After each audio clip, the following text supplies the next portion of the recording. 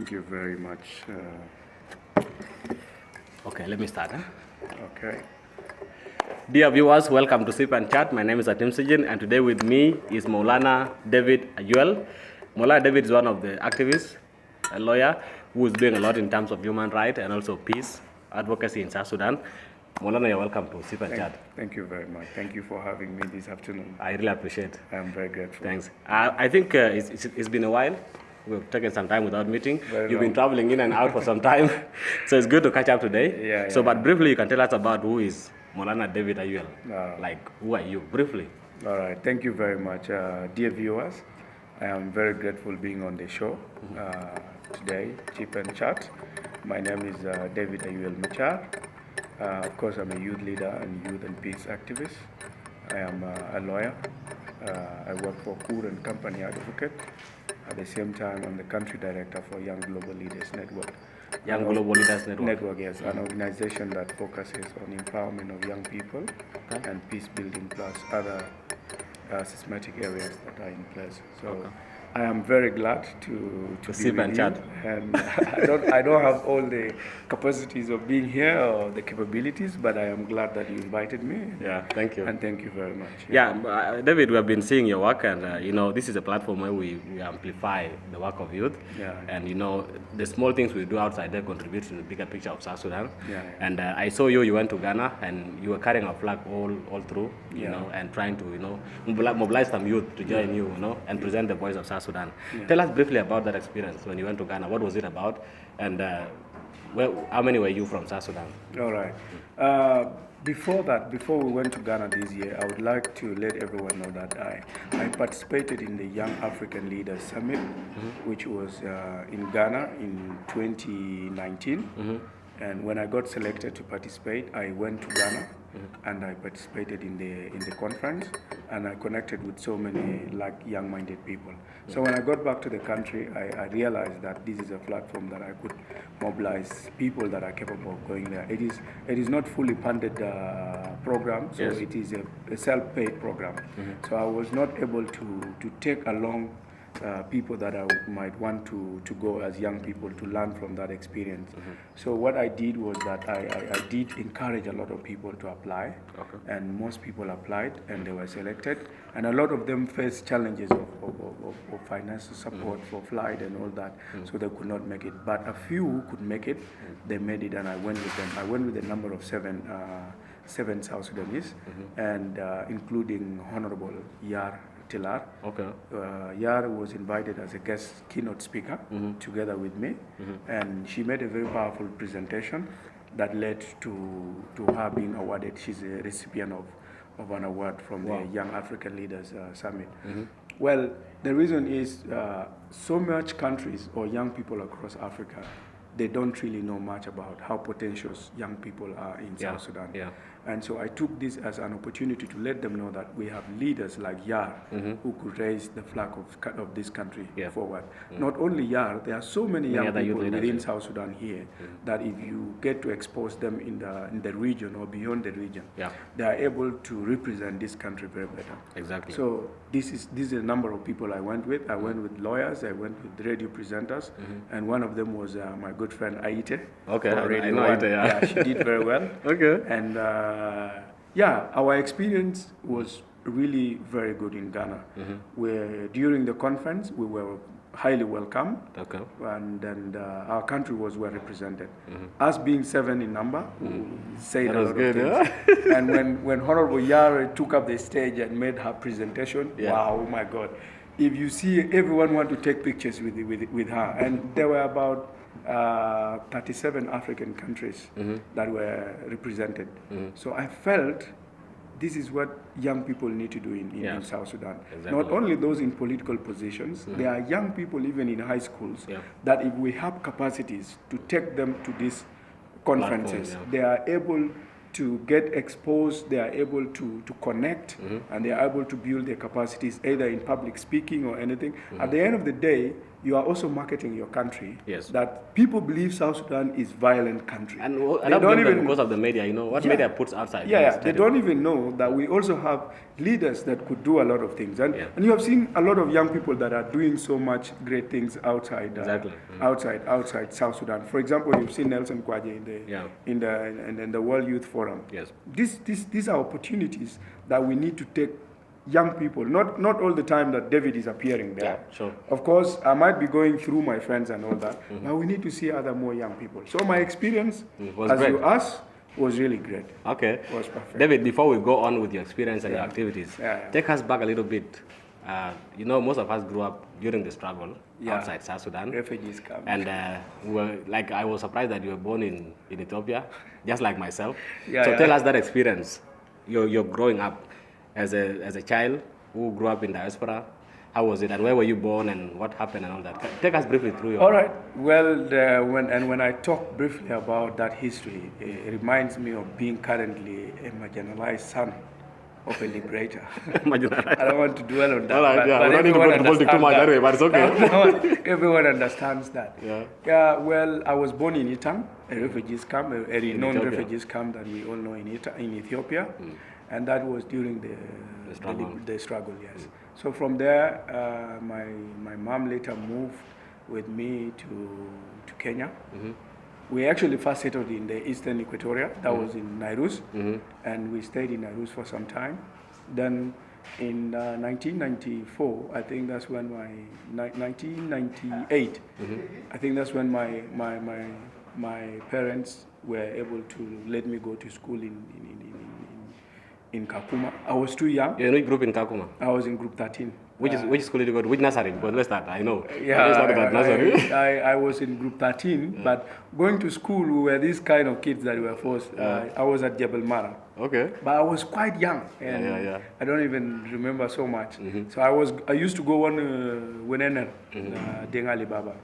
So we were in the same house, and I was with their family. My parents were not there.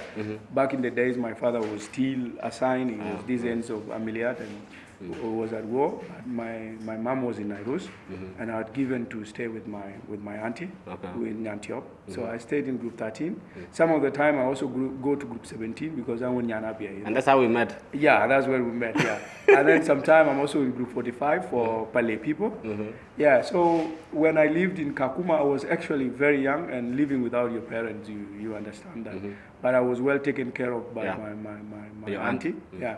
So after that, we moved back. I moved back to Nairus, and then be sipping your tea as we chat. Yeah, thank you. And then I moved to Nairus because school was not going on well. Yeah, sure. I was too young and I could not even manage going to school. What we used to do is that you carry your cup for porridge, and that's it. Go take porridge, good cups of porridge, and then you. So my father requested me to be brought back to Nairus. I got back to Nairus. And then from Nairus, later on, around 2002, I was taken to Loboni. To Loboni, okay. Yes. Now in Loboni, we stayed from 2000. I went to Loboni in 2003. 2005, we left for Yei. Okay, that was the time when now Dr. John. The CPA was being signed and all that. So we came to Yei, and then by then my father was in a military college in Yei. So we came in and stayed in Yei. Now that's when the education part of myself was now. That time Yei was good by then in terms of education. Yeah, was trying to begin because even in Loboni I tried going to school, but I was quite stubborn. Things were not getting well. So when I went to Yei, I was now in class 4. Yes. When I reached to my class 6. My father sent me to Arua, and I went to Arua Public Primary School. That's when you... I think we also met in Arua again. Yeah, that's when I ventured into the leadership. I started devolving that. And I believe I went for election, my first time election, and I became the Which head year was prefect. that? 2006. In Arua Public? In Arua Public. Okay. 2006-07. You became the head prefect? I became the head prefect in Arua Public. And then from there, I was later sent to Kampala. Yes. Where I started my primary education, P7. I did not continue so much with Arua Public. So when I finished my P7 in Kampala in 2007. Which school in Kampala? In Kampala, I went to Blessed Valley. Blessed Valley, okay. Yeah, I went to Blessed Valley. And then from there, I continued Senior 1 up to Senior 4. And then I finished my Senior 6 in 2013. Okay. And then later on... What are you doing in Senior 6? Which combination? Senior 6, I did History, Economic Divinity. I did history, divinity, geography, strong literature. And then later on, after my senior six, I was able to go to School of Law. I had applied for Machar and people sat for exams, and of course a lot of people did not make it. Yeah. But I delayed. I was supposed to sit for the exam, which I know also I might have not made it like others, or I might have made it. So from there I went to school to Kampala International University. Hello. Where I did my music. Where I did my university degree. Okay. So that's the genesis of my education. What a very long, interesting journey. From Kakuma to Lobone to Ayuel, from Ayuel to Arua to Kampala. Okay, so your leadership skills started at Arua Public when you vie for the position. Yes. Okay. Yes, even when I went to high school, in standard high school, Zana, because from Arua I contested, and I went to Jovens High School in Entebbe. And I also participated, became a prefect, but I really can't where I've led the institution on the youth leadership. So when I went to Standard High School, Zana, I also contested in my senior 5, and I won the election, and I became the head prefect. Okay. And then when I went to the university, I also participated at the South Sudanese Student Union in Uganda, the overall. And I contested for position of vice president, and I was very lucky that I also won, and I got it. So this is where my leadership. So your passion for leadership started a long journey. Yeah. Okay. Yeah. So okay, from here moving forward. Yeah. What do you think will happen? To me? Yeah, because you have been having series of leadership positions from high school, from primary to university. What do you think you will be in the next few? Well, you don't predict the future, but currently I am focused on building my profession, my career, being a lawyer as it is, and at the same time I'm also trying to move into the lines of my activism in the human rights and peace, because that's what our country needs.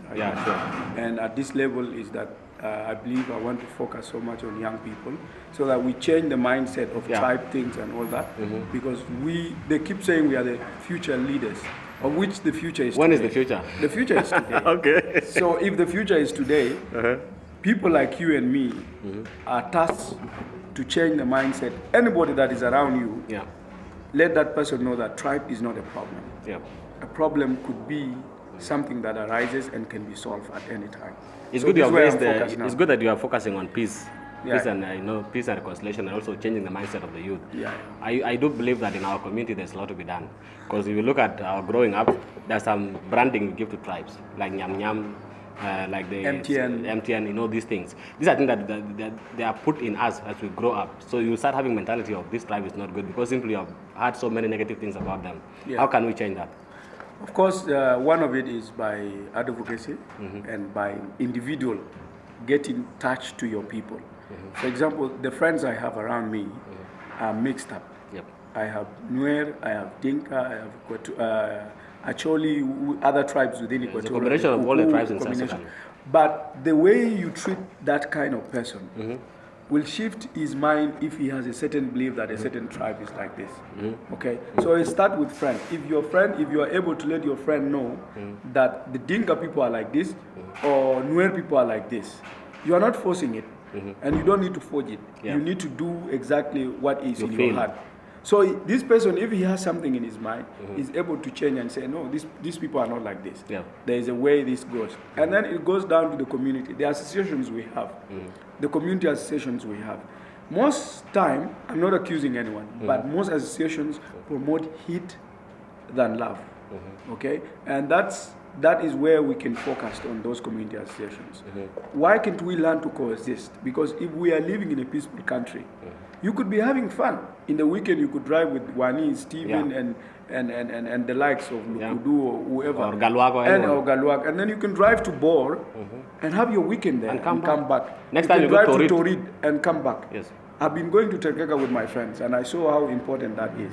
But if we don't have peace, it will be difficult because you will be fearing if I go to this community. Of course, the attacks on the way and other things. And then at the end of the day, if we have that, young people could invest and you make money. So we should understand that and then moved away from the bondage of tribe things and all that. It cannot help us. Okay. Mulana, tell us briefly about your organization. what are the objectives of the organization, and what do you want to see? You know, there's always an end result impact that you want to see happening. Like me, I have an institution that I manage, because you know the voice was in DMB. But when I came up with it, I have a passion. There's something I want to see. It might take some time, but there's an end result I want to see. So what could be that? Tell us briefly about the institution, how it was formed, and what do you want to see? What do you expect from it? All right. Well, Young Global Leaders Network is a continental organization right now. It was formed in Ghana by a group of young people, but our pioneer, the executive director, is Emmanuel Aduo, who lives in the UK. And then our objectives, of course, are to empower young people, women, especially women in leadership, and then empower young people economically, mentor them in business skills. And then part of it in South Sudan, we're focusing on peace building. Because we believe our country is highly affected by hate speech and conflict and tribalism and all that. So we took it upon us that these systematic areas, our focus so much will be on peace building alongside youth mentorship and empowerment. Where do you get support? Currently, we've been doing peace retreats. I'm sure you might have seen them, to Tariqa and other places. Yes, and other places. We've not gotten any fundings yet. What we normally do is that we wanted to get attached to our members. So whenever we are announcing a retreat, we do announce it with a fare. That if you're coming, there's a little that you're supposed to contribute for us to provide lunch, transport, and materials for and it has been working very well by then. It has been working. People respond quickly. So, and it gives us courage that we should not be reluctant and wait for funding to first come, and then we are able to do something. If you're someone who really want to do something, don't much focus on funding. You will be fine at the end of the day when you're doing something. Maybe the funding will come in, and then you do. So normally this is what we have been doing, and there are a lot of organizations that have been helping, like Sefot for Malir. Malir organization has been, the Christian organization has been helping us, Peter Malir. And when we did, it is Capet, right? What we did in Mangala, it contributed so much. So there are friends that run their organizations, and they try to help sometimes. They chipped in to support to give an in-kind support. And I believe this is where we are going. Our goal, of course, is to make sure that young people are able to conceive the message of peace and disseminate it to other. All right. As a lawyer, a legal practitioner in South Sudan, what is the challenges that you face as a lawyer? Because I know, young lawyer, you know, what challenges are you facing? You are an advocate, and I know South Sudan, we have challenges in everything, even in law. So what are the main, just briefly, what is the main challenge that you face as a lawyer? Well, me being a junior lawyer currently, because I know there are so many senior lawyers who know exactly what these challenges are. But to me, I have seen it. I've seen a lot of challenges. First of all, if the judges are not motivated, trust me, people will be reluctant to come to court most of the time. And I don't want to go that much, but the judiciary is crippled in this country, and I want to leave it there. Sure. Let's leave it there. Okay, Maulana. Yes. Activism, peace building, advocacy, so many things at once in one basket. Great work. So tell me, as a youth, what could be your advice to another youth outside there who might be struggling with tribal issues, you know, section problems, sectional politics and all that? What's your advice? My advice to the youth outside there, this country belongs to us. It does not belong to anybody. And when you are living in your house, and then when it rains and you find there's a leakage, so you're not comfortable in the night, you're not sleeping, it is every time it is leaking. We're supposed to do that. It's you yourself that sleep there. You get out, go and look. If it is a hashtag, grass house, you have to go and get grass and fix it. If it is an iron sheet, you need to do everything to fix it. Because if you don't fix it, you won't be comfortable. And if you're not comfortable, your mental thinking will not be going well. My advice to young people is that this country is our house. We are not meant to be anywhere. And it is us who can put it in place. The liberators, people who liberated this country, the likes of President Salva Kiir and his cohort, they liberated this country at an energetic age. Yeah. They were around 20-something and 30-something. Very energetic. And they were able to fight the enemy and bring what we're enjoying today. Yeah. Why not us come out and say our problem? And our problem is not bigger than what they fought. Yeah. Our problem is that we have made politics to confuse us. Yeah. So why can't we do the same, mobilize ourselves, and each and everyone says, in my community, I am working so hard to make sure that people are united. Because if we are never united as South Sudanese, believe me, we cannot do anything. Yeah. Of course, there are those elements of, you cannot do away with tribalism completely 100%. There will be that small element. But we have to minimize it. But we have to it. minimize it. And yesterday I was in a dinner that was organized, and I had the governor of Central Equatoria saying that this country has resources that could make us a powerhouse in the continent, not only in the region. Yeah.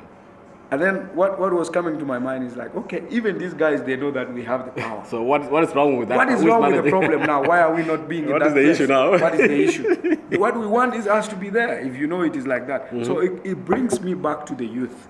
Yes. That if we are able to recognize our strength, why can't we come out and utilize it and make this country a better place to live? Okay. Yeah. That's a good advice. Now you have stayed in Kenya, you've gone to Uganda. In regards to our neighboring communities, how do we fit in? Because I've been having some loggerheads people, sometimes we're ignored. Despite the fact that we have studied in school with these people, I was in Kenya, and I can tell you that South Sudanese in Kenya are also doing good academically. They're respected, but when you come back home here, the opinions of our neighbors is not always good about South Sudanese, What can we do to change that mindset? Because I also believe we need to let our neighbors know that we have some capacities. Okay, we are struggling like any other country, but still, we have our strength.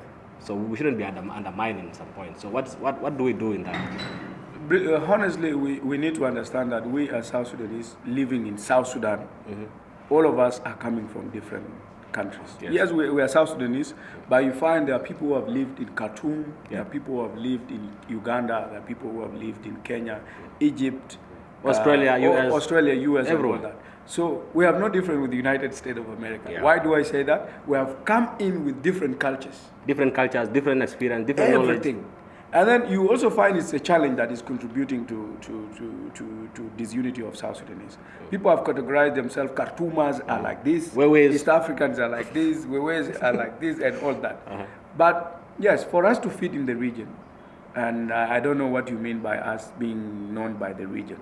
What I mean is, let me rephrase it. Yeah. Our neighboring communities look at us like we don't know what we're doing. Sometimes they undermine the fact that South Sudanese are good. Yeah. And you can see some comments like, South Sudanese they're not educated, they're not this, that. Yeah, there's a lot of undermining of South Sudanese, short-tempered. We are known for negative things. Yeah. How can we change that mindset? Changing that mindset is, of course, the same thing that I do. Let young people get exposed. It's not that we are very arrogant. Yes. But let me tell you, at some time we are very arrogant. If you find a South Sudanese that is arrogant, he is indeed arrogant. And the arrogant East Africans. Yeah, and they are there. They also have theirs. But what we need to do is that we need to get exposed. Yeah. We need to let cultures come among us. Yeah. And by doing, and even intermarriages. Because let me be very honest, I'm not being biased. There are cultures that don't promote temper. Yeah, even like fighting, let's say, violence. But there are communities that people know of being well known for violence. Yeah. And the reason is not known to anybody. So the thing is, these people have known us previously for being fighters, and it is because of the mindset what we've been going through. Yeah. For example, when they say the 21 years in liberation struggle, then I don't know how many other years we've spent. About 15 years. I'm not certain about the figures, but we have also spent some good years in civil wars fighting among ourselves. How do you think people will not be traumatized? People, of course, living in violence, you will always be violent. Yeah. But how to do that is that let's take young people, teach them into community leadership, building. They are able to also teach other people what important it is not to be violent to other people, to respect somebody's right. Yeah. And from there, that's the only way we can also fit in other societies. But let me tell you, we South Sudanese are blessed and very good in one thing. If we befriend someone, you can even die for that person. We are loyal. We are loyal friends. We are very loyal people. South Sudanese, I know about and we're hospitable. We like people. Yeah. When we accept you, we are good.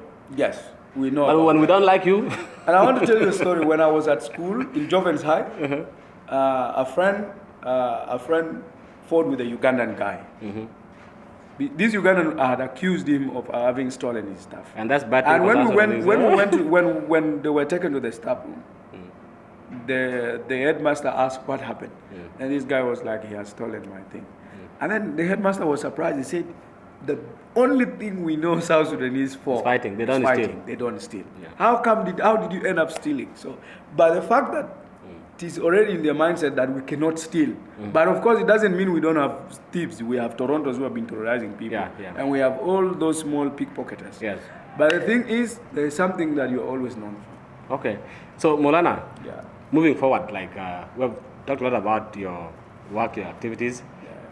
Personally now as Maulana, as David Ayuel, Machar, what are the things that people don't know about you outside there? Like 3 things that you have friends, but there's something that, like me, there's something people don't know about me. And you want them to know them now? Yeah, it's okay. Even tomorrow I'll say mine. So it's one of the things to do on this show. You tell us 3 things that can be a weakness, it can be anything, but things that you kept to yourself, but you would like to share it. Okay, the things my friends don't know is when I'm married. I've kept it for myself. They don't still know when am I going to marry and who am I going to marry. Why are you keeping it for yourself? This is one of the things that I've kept. Why are you keeping it for yourself? You know, sometimes it's not good to speak things that have not materialized. You need to speak them when they have arrived on you. Okay, that is one. Yeah, that's one of the things I've kept for myself. Secondly, my ambitions. I've kept those to myself, and for a reason, for their safety. Their safety? Yeah, because whenever you're ambitious and you speak out your ambitions, they might die from the start. Immediately? Yeah. You start having enemies. Then you start... Enemies of progress will come in and all that. Already when you do something small, you expect to be having critics. Yeah. And me, I welcome criticism that is constructive because I learn from there and can make me rise and go up. But there are particular friends or brothers who could really hate you just for who you are. Yeah. So if you start bringing out your ambitions and your plans and put them on the table before you get them done, this type of people will interrupt you, will do anything to make sure that you even lose hope, or you are discouraged from doing anything. So that's why sometimes it is better to have some things kept for yourself, and then they speak for themselves. Okay. What I mean, they speak for themselves. When the actions now. When they will see you're doing it. Yes, people are able to know that, David has done He has been quiet, but he's doing this. Yeah, like the marriage thing, my friends have been disturbing me. David doesn't want to marry because we are not seeing him with anyone. Of course, I have a girlfriend. Okay. Yes, but... it's confidential. Yeah, it is kept until that time. That's a serious one, huh? That's a serious one. I don't know how you do it. I don't know how you do it, but it's a serious one. Last one. So these are the things. These are the things I've kept to myself. Yeah. Okay, you have 2. There's no any other. I don't know what you're trying to dig out. All right. Okay, let me ask. There's something I don't know about you. Yeah. I've seen you in so many events, so many youth events. Yeah. I'm this kind of person who has a freestyle lifestyle. Yeah. I don't mind. Do you drink? I don't drink. You have never drunk? Not at all. Okay. Why? And my friends bully me for that. Because honestly, at some time we do go out with my friends. Yeah. And we chill and people can order their drinks. And I do contribute some time. If I have something, I can also pay for the bills. If I don't have, they will pay. So you take only water? I'll just take, it's either I take my Coca-Cola, of which I stopped at some point. Yeah. It's either I take Bavaria, or it's either I take Red Bull, and I take once, plus water. What I enjoy so much is company of people. Okay. And laughing and telling stories, talking with people and all that. That's okay. Who inspired you to pursue advocacy and youth activism? Who inspired you? Who is your mentor? Whom do you look up to? Well, to be very honest, I have a lot of mentors, and I have people that I really look up to in terms of their work. Okay. And one of them is my current executive director for Young Global Leaders Network, Emmanuel Ado. He's a great guy. He's Ghanaian. Okay. Yes, I like his way of doing his things and how he goes about. Secondly, I'm inspired by James Orengo in my profession. I know. James Orengo. And most people who have inspired me are Kenyans. James Orengo and Patrick Lumumba. No South Sudanese? South Sudanese, of course. I have my mentor who is currently mentoring me, Maulana Lake Pancho. Like Panchon? Yeah. Okay. Currently is my mentor, and he has been very supportive to me for the things I do. Okay. For a fact that he believes I can be able to do something. He believes in you? Yeah. Okay. So he is my mentor in the field of law, and currently I'm under him. He's my manager, and in the office, and I'm learning a lot of things from him because he's a senior lawyer. Okay. And there are a few personalities. Let me talk. There are a few personalities that I like the boldness in doing some few things. And one of the people that I will mention, maybe he's not aware, but I like how he goes. You can mention him. Molana Nyang. Okay. There are some aspect that he has been. There's a case that I attended for Shirkat, and I was there one day, and I saw his work. I said, he's good. Okay. So there are other lawyers. There are so many of them, and I'm not going to mention. And you know, if you don't mention somebody and you mention other people, sometimes you're picking a bone with someone. Yeah, but my mentor as a South Sudanese is Molana Lake. Okay. Yeah. Oh, that's good. If there's one thing you're proud of as South Sudanese, what could it be? One thing that you are so proud of. If you move outside there, you'll be proud to say, okay, I'm South Sudanese and we are good at this. First of all, I'm proud. I'm proud of my skin. I'm not going to let someone not say I'm racist, but you're proud to be black. Yeah. Or blue. But our complexion, are you black or blue? Our complexion is quite different. Some people are saying we are blue. Some are saying we are black. Which one is which? That is mockery when they say we are blue. Okay, so we are black. But yeah, we are dark. We are dark. Okay. Yeah. Dark blue. Yeah, I don't mean dark blue. So yeah, like when I went to Ghana, and at the airport, immigration officer looked at my passport and he looked at me. Of course, he knew I'm a South Sudanese. But when you enter into the market, people are like, wow, your skin is great.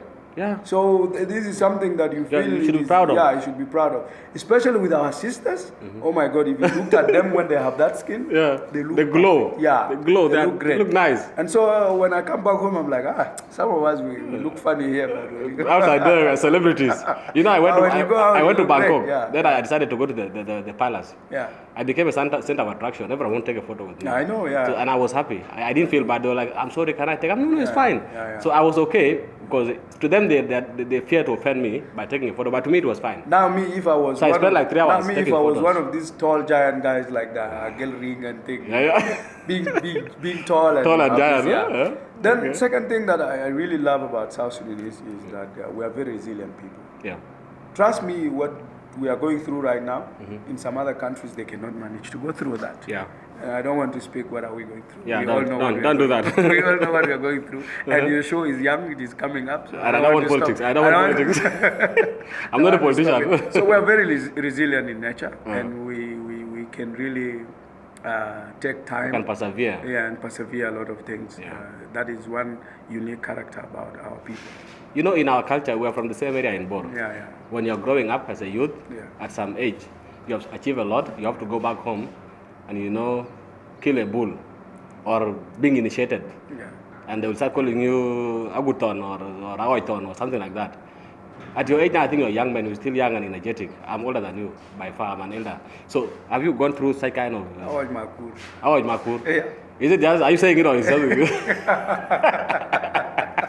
Is it real Makur or just talking? It's real. Aoj Makur, okay. Yeah. So that is, I will start calling her Aoj Makur. The next time I see you, Aoj Makur. Okay, now let's come to your dressing. Yeah.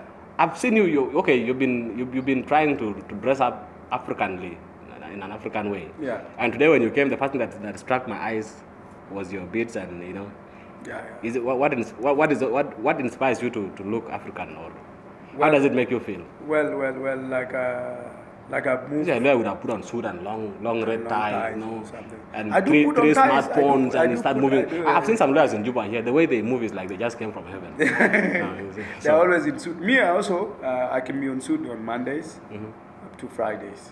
And once I get out of work, I dress normally how I want. Okay. Well, of course, this is an African attire.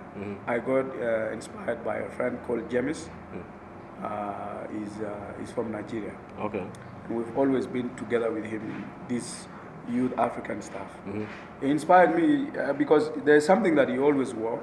And I asked him, and then he said, this bit is, he looked good in it. Then I said, what is it? He said, this is something that you wear, it represents and reflect It represents how you and your connected you are background. with your culture. But we because have- this is not part of my culture. I have Ayuel. I was going to come to that because You remember I have, if you've seen me. and even there's Gwenbor, the long one, like this one, For nice those one. who are not married. I also have this Ayuel. other thing, but I've Like kept mine. it. I have mine, yeah. But I fell in love with these Nigerian attires. I don't put on the other ones, but especially Only the that one. beats. And then the T-shirts, I really like the way they look. I don't know why I got. All right, Molana, yeah. we're coming to an end. Yeah. What will be your last advice to the youth, to the audience outside there, who are viewing Sip and Chat? Yeah. What will you tell them? Like if you are to say anything. My to advice South is that Sudanese? let's be supportive to one another. If someone has an idea and he has come up with, can we all come up and Support it. support that person? Secondly, let's move away from being psychophants of people. Let everyone think of an idea, especially business, Okay. that can generate you money. By that, we are able not to be used by people that go and do this for me. And then at the end of the day, he wants to use you for his political ambition. Let all of us focus on income generating activities. And then let's be responsible. Let's be responsible. That anything happens in this country, take it to your shoulder. It is your responsibility to fix it. Yeah. It's not a must that you should be a government official or you should be in a position to fix that.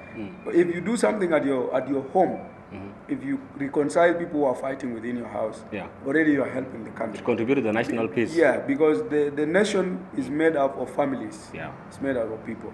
So, and lastly, let's move away from negative criticism. Let's be constructive when we are criticizing people in their thing. Yeah, at some time there are people that I criticize for what they have done. Yeah. But I don't want to be attacking their personalities or their societies. Don't take it individually. It's not If we personal. moved away from that, we are able to build a better South Sudan. Okay. Yeah, I think that is what Thank you so much. Dear viewers, thank you for viewing. This is Sip and Chat program with Atem Sejen. Today with me is Molana David Ayuel Machar, one of young active lawyers who is doing a lot. He's an activist, he's a peace advocate, and so forth. So we thank him for coming, and thank you so much, Molana, for being with us. Thank you. And see you next time, anytime soon. Thank you for having me. Thank you so much.